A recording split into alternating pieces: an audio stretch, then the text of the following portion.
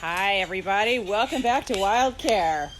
We have our amazing northern spotted owl today. And of course, Melissa, our ambassador program manager, is here. Melissa, why don't you tell everyone about everyone's favorite owl who is super sleepy right now? Yeah, she's super sleepy, and that's because she is nocturnal.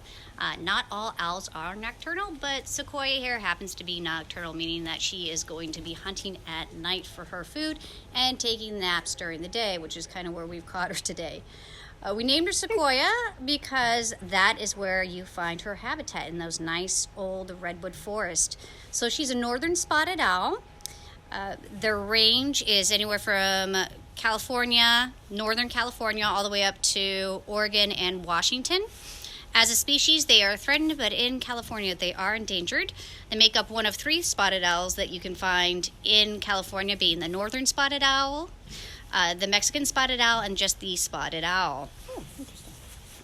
And what she eats in her habitat would be insects, amphibians, snakes, bats, flying squirrels, wood rats. But here at WildCare, we feed her just mice. And she eats about 3-4 mice a day. And she eats every day, which is very unusual for any wildlife. We know that starvation is a problem out there, also with rodenticides, which would be one of her threats as well. And she makes up the large group of raptors, including your falcons, hawks, eagles, and owls. But as a raptor, she has all three features that are similar to all of those raptors, in that she has very powerful eyesight. Raptors can see 8 to 10 times farther than a human. Even owls? Even owls. Interesting. And to give you an idea of what that's like, it's if you were to stand on a 10-story building and look down and see a little ant crawling on the sidewalk, you'd be able to see that. Oh, fascinating. She's got a hooked beak because they do not have teeth, but the size of the beak is very sharp. That's for tearing, and that's important, obviously, to take down larger prey, or to eat larger prey, but also she needs to bring back pieces to feed her babies. Now, northern spotted owls, a mated pair, will find a old nest cavity and lay eggs, and they can have anywhere from 1 to 4 eggs. Usually it's just about 2 eggs. Okay. And they sit on those for about a month, and then once they hatch, in the next few months, they will grow extremely fast. Mm-hmm. And by the time they are ready to leave the nest, they are the size of an adult. Wow. That's a quick turnaround. That is a very quick, they got to learn very, very fast. She also has the talons, which makes her part of the big raptor group, because the word raptor means to seize. So that's how she is catching her prey. So for owls, they have 2 talons in the front, 2 in the back. She has a very special talon. It's called the reversible toe, and it can go forward and back and all the way around. Now, the reason it can do that is because it does not have the skin here like we do. Oh, interesting. So all owls have great eyesight. They do not see in color, though, so they can't see reds or greens or blues. They just see black, white, and shades of gray. But they are more sensitive to light. They're about 100 times more sensitive than we are to light. Mm-hmm. So they can see very well in the dark with just a little bit of light. It's probably one of the reasons she's blinking so much right now, right? Yes, yes. Big eyes is the very first thing we notice about the owls. Those eyes are very, very large. They take up a majority of the skull. Which only leaves a little part for the brain. Their brains are really tiny. Are you telling me that owls are not actually wise? Yeah. It's, I guess wise or intelligence is your point of view. True. Very true. Where our brains weigh about 3 pounds, owl brain weighs about 2 pennies. Oh, okay. She has the facial disc of feathers right here, and what that does, it works like a satellite. When they come in, or sound waves come in, they don't bounce off the beak. They get funneled back to her ears. Okay, and the ears are just holes on the side of their head. They're also asymmetrical, which means they have one up high and one down low. Okay? What does that do? Well, so you have powerful eyesight, but they also are going to be using their hearing. So the one that's up high is going to tell that owl if the mouse is up high or down low.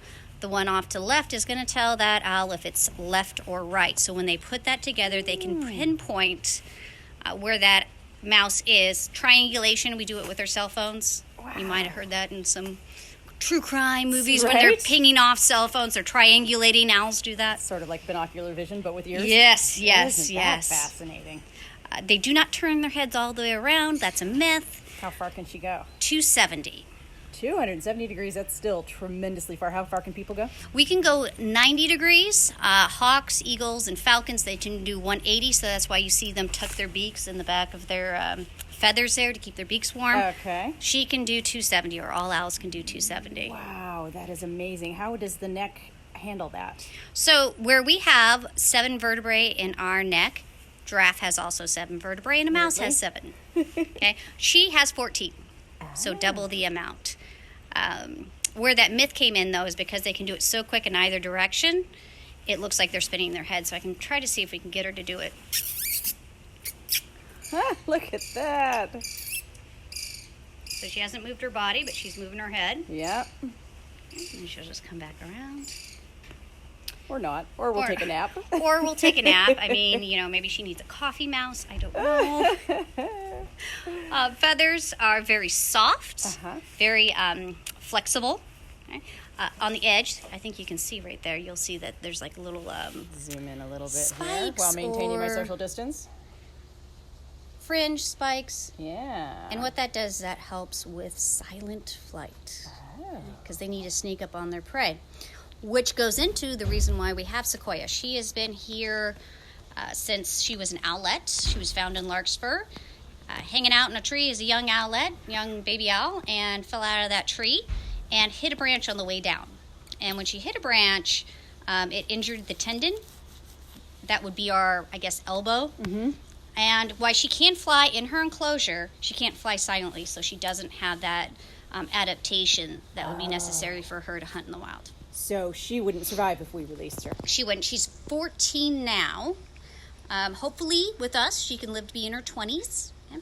But because they are threatened or endangered, every year their numbers go down to maybe 8 to 10 years, I would say. The major threats to the northern spotted owl are deforestation, so logging, building, all of that, wildfires that are started by humans. Right, and I think you said, what's her habitat? Her habitat is those nice redwood forests. Oh, yeah, and everyone wants that wood for construction. It's a construction. very tough wood. Yeah. Yes, it's a very ideal wood. And then the barred owl, which is different in that you noticed here's the spots. That's where we get the name the spotted owl. For a barred owl is bars on their chest. Okay. And this owl actually migrated in to the territory and decided, hey, this is a great place to raise our little owlets, and has taken over. And they are more aggressive, and they will have babies more often. Oh, okay, these guys can skip having babies, so they are just out competing. They're out competing, yeah. Is it true they can also crossbreed? Yes, they can. Isn't that interesting? And is the bird that results, is that can he have baby, or he or she have babies? I would think so. Okay. Which is interesting. Brings into Yeah. one of the reasons why not only she's important for us here at WildCare for education, important for her species, is they've actually had scientists come in and take a bunch of blood from her, and she's in a genome test. She's one of 2. So Sequoia, you're so fancy. Yes. So, and they use that again to comparison with that crossbreeding. Well, because when she first came to WildCare, there had not yet been any barred owls in our area. I remember that. Yeah. Tell me about those feathers around her beak. So she can control each individual feather. Whoa. And they are not hairs, they are feathers. Okay, so when the sound waves come in, she just grabs the sound waves and moves them individually back. To give you an idea what that would be like for us is if we could move each follicle of hair on our head. Whoa, that's interesting. Yeah. I know, she's like, oh, I'm so sleepy. I need a Starbucks. We woke you up, didn't we? But she's a wonderful owl. Her temperament is pretty calm, as you can see here. Not all of our raptors are like that. They have just a different story. So maybe that kind of affects their behavior. But Sequoia here is very, very calm owl, and which makes her great for education. Definitely, yeah. She can really sit on the glove for a long period of time. Doesn't seem bothered at all. Look at her fluffy eyelid. Can you tell us about their eyelids? So yes, so they have 3 eyelids. They have the one that comes down on the top, another one that comes up, and then what's called a nictitating membrane, which is like a transparent-ish eyelid that comes over, and it comes across like that. And what that eyelid does is clear the eye of debris, also keeps moisture in there, and also sometimes you'll see when raptors grab onto prey, the cameraman might get a really good shot where that nictitating membrane or that 3rd eyelid comes over, and it also protects them from any attack they would get from their prey. Sure. So it's like wearing goggles is what I... And she can see analogy. through it. She can see well through enough. it, yeah, but Right. it's like protective goggles. Right. And she does have very, very dark brown eyes. A lot of people think she has black eyes because you can't get that close, but she has very, very dark brown eyes. Now, somebody like a great horned owl is going to have the yellow eyes. Right. And they can be found in the same habitat. These guys cross a lot of different habitats here. Great horned owls have the ear tufts much, much larger. In comparison, great horned owl is probably about that big. Let's zoom out here. Oh, okay. So, Yeah. interesting fact about raptors, or at least most raptors, is you can tell the difference between the male and the female by size. Oh. So the females are larger, stronger, and more aggressive than the males. Interesting. So if you see two side by side and one shorter than the other, that's the boy. Very cool. Oh, she's such a beauty. She Anybody is. have any questions? Everyone that's watching? Hi, Heather. Good to have you on board here. You know, with the courtyard closed, I know that everyone that has used to coming by WildCare on a daily or weekly basis to see our animals, I know you're missing them. And that's the reason we decided to start doing these videos because, gosh, they're just such incredible animals. And we're still here caring for them. And, of course, for our wildlife hospital patients as well. And thought we'd take the opportunity to share some video. Yeah, and plus we're getting close, which is not what a lot of people get to see. Well, exactly. Is just Yes. get a really good close-up of what she looks like. Yes. Well, should we let our beautiful owl go back to sleep? I'm sure she'll be pleased with that. Yes, Thank she you, will. everyone, for joining us for our 1 o'clock live stream. We will be back tomorrow. And I don't know if we've decided which animal we're doing. We'll do yet. an opossum. Are we doing the opossum tomorrow? do an Okay, fantastic. You're going to meet our other newest wildlife ambassador, our newest opossum tomorrow. So join us at 1 o'clock, and we will see you then. Bye, Sequoia. Good night. Yes, good night.